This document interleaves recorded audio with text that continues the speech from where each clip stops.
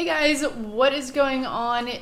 I'm about to bring you a little bit of something new here on my channel, and it is what I like to call story time. I guess it'll be like a FIFA 13 slash probably FIFA 14 story time. And I did it at the lake. I might do it like whenever I'm away and doing vlogs and stuff like that too as well. Until I guess I run out of stories, because I guess at some point I might not have stories. But you really seem to like the one that I gave you at the lake that had to do with me almost getting caught using my dad's ranch, which was not allowed when I was in high school. And I have quite a few from high school, quite a few from college, maybe some ghost stories. Might bring some of those back. We'll see exactly how it goes. Now, before we get started here today, if you guys are interested in getting some FIFA 13 Ultimate Team coins, check out fuckcoinemporium.com. They're a very quick service. I'll have links in the description below. Use FANG as your discount code and you will get a 10% discount. I'm gonna go ahead and get started with this. You're gonna see a game. This is a Gold Cup match. I actually won the Gold Cup final and I decided not to record it because I'm an idiot. So this is like the beginning of a new Gold Cup and I did really well in this game, so I'm going to try to cut it up to make it match the amount of time the story takes. So, high school. I was 16 years old. I just turned 16. I was about a month in. I actually got in my very first wreck before I even turned 16. And it had done something to my car. And so my car needed to get fixed. And I was driving at the time. My very first car was a like 1998 Isuzu Rodeo or something like that. I don't remember the year. And I was really into I was kind of a cowgirl when I was a freshman in high school. More below that actually. In middle school and then a little bit into high school, I was really into being just like a cowgirl, and I wore boots and it was terrible. Terrible taste. So my dad had this wheel in the back made for me that said Jesse's Rodeo, and it had a barrel racer and blah blah blah. So that ended up getting messed up and it needed to go into the body shop. And when that happened, usually my dad let me borrow his truck. Keep in mind that when I was 14 years old and I was borrowing his truck, I actually ran it into a wall on accident. I didn't understand how big, it's a big 1-ton truck. I didn't understand how big the turn radius was, and I tried to take a turn and ran right into a wall, so that already had to get fixed. Why he let me use it again, I will never know. But I go in and I get his truck and I'm at school all day. I get to school just fine, although I did decide that I should do some type of like drag racing with my friend and almost got my friend killed. That was like another part of the story that probably shouldn't have happened, but she was on the wrong side of traffic and we were racing each other. She was in almost the same truck and another car was coming and we were just idiots. High school kids probably should never drive, at least I think so. And for me, high school, it might be called, I think it's like secondary school for you guys. I don't know what it is. You've got like something called sixth form and all that. I have no idea what it is, but for me, that's in between the ages of like 14 to 18-ish is when you go to high school.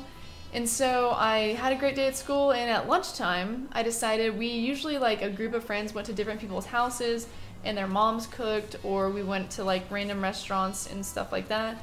But this time we were going to a friend's house and there was this area. It's in a neighborhood that is called Ridgely Hills, and there's this area that you wanted to go through, and a lot of people use it. It's like this open field, and there was a wooded area in between the open field and the neighborhood, and it was a quick way to get into the neighborhood to where a lot of people's houses were, so they called it the shortcut. And with this shortcut, there was a way you could go where you just drove normally and you went around to like a pathway that was already created. You went to the left. Or there was another way that it was always filled with water if it rained, and it rained a lot, at least in these years. And it had this huge hump, and people liked to they had all these like jacked up trucks and Land Rovers and stuff like that they would like to go mudding on. And you could kind of mud here. You got in a lot of trouble for it if the police found out, but a lot of people like to do donuts in this field and all this stuff, and they would do all these crazy donuts, and then they would go into this short part of the shortcut, and they would hit it, and it would be like they'd hit the mud, and mud would fly everywhere, and you'd go right up over the hill, and it looked like it was so easy. I never took that way, because obviously my car wasn't good enough to do that, so I always took the way to the left. I was on the safe side, and sometimes you'd get stuck there too. If you didn't have four-wheel drive, which I didn't, you would get stuck there as well. So I had the truck though one day, and I was at lunchtime and I was thinking, hey, I had my best friend sitting in the car. We were going over to what is now my fiance's house, I believe. Maybe not. Actually, I think we might have been going to someone else's house. But we weren't even completely dating at the time. We had just started kind of mingling or whatever.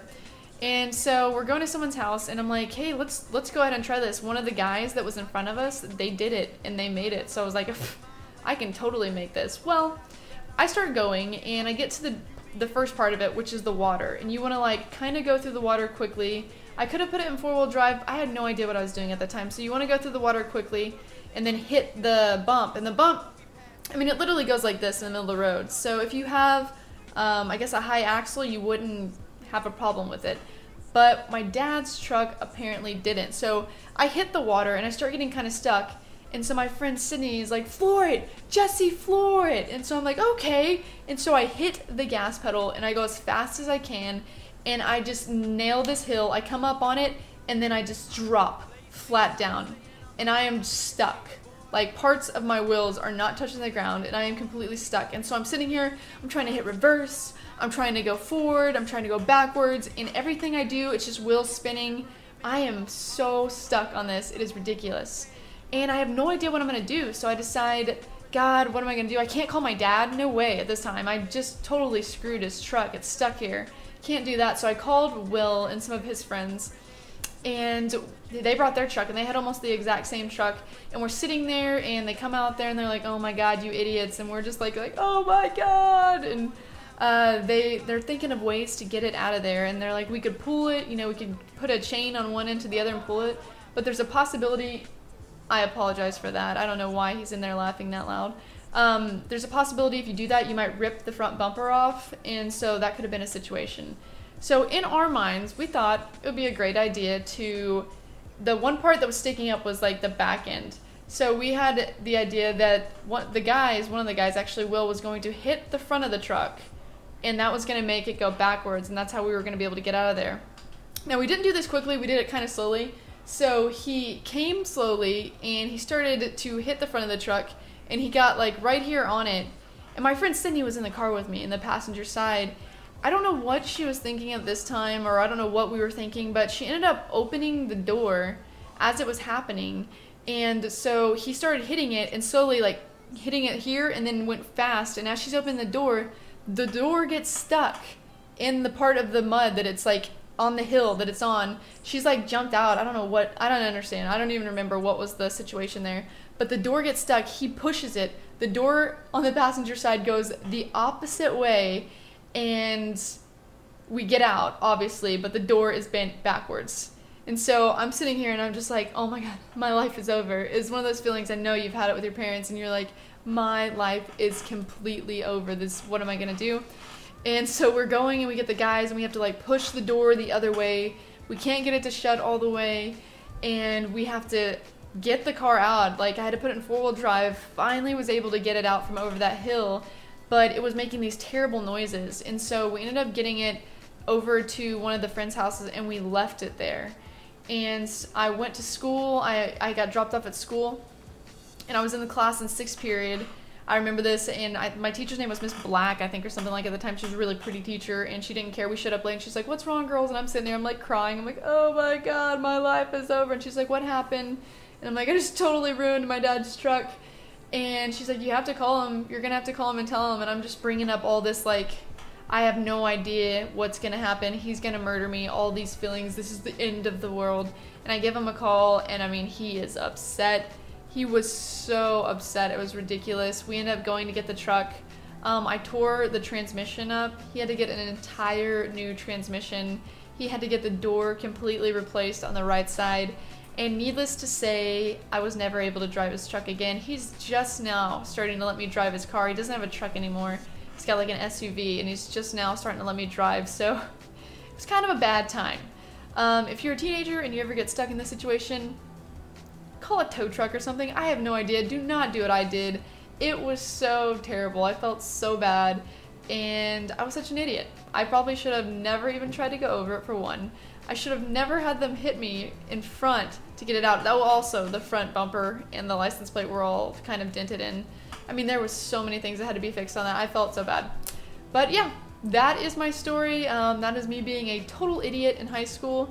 If you did like that and you want to see more of these, don't forget to hit that thumbs up button. It really lets me know exactly what you think. Also, let me know down in the comments below if you liked it, what you'd like to hear, what you're interested in. Any type of thing like that. I've got tons of stories and things I could tell you. I got knowledge bombs I can drop on you. Thanks for watching this video though, guys. If you haven't subscribed already, why the hell not? And until next time, get bang bang nerds.